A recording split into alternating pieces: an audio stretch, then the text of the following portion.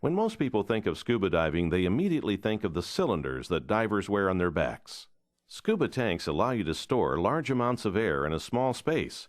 The air in a scuba cylinder is highly compressed. The pressure of cylinders ranges from 120 bar or 1800 psi to 310 bar or 4500 psi.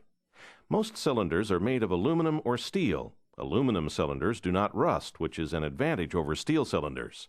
However, aluminum cylinders are more easily damaged on the outside and on the threads where the cylinder valve screws in, and must be inspected regularly for cracks. Steel cylinders are more resistant to exterior damage. However, if water enters a steel cylinder, the cylinder corrodes and forms rust that can quickly ruin a cylinder. Scuba cylinders come in many different sizes.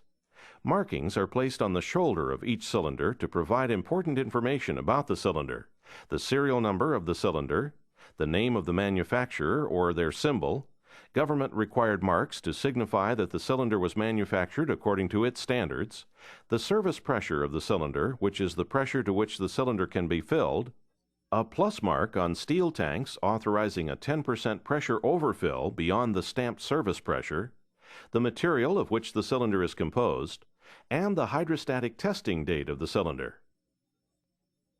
Each cylinder must have a valve to hold the air in the cylinder when it's not in use. K-valves are the most common type of valve found in the United States. The first stage regulator yoke fits over the post and the regulator is tightened against the post with a screw.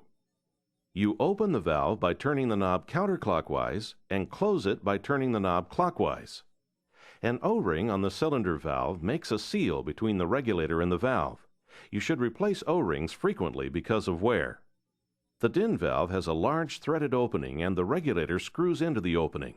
The DIN valve is stronger and capable of operating at pressure higher than 200 bar or 3000 psi.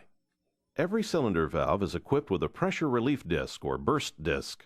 The relief mechanism is necessary to keep the cylinder from rupturing if it becomes extremely hot or otherwise overpressurized.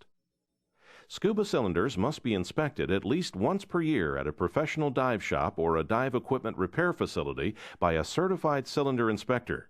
The cylinder is inspected for dents, marring, and fire or heat discoloration on the outside and for corrosion, water, and cracks inside.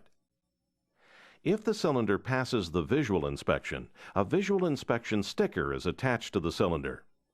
You should store cylinders for any long term with some pressure in the cylinder. In steel tanks, keeping some air in your cylinder ensures that water cannot enter your cylinder and cause corrosion.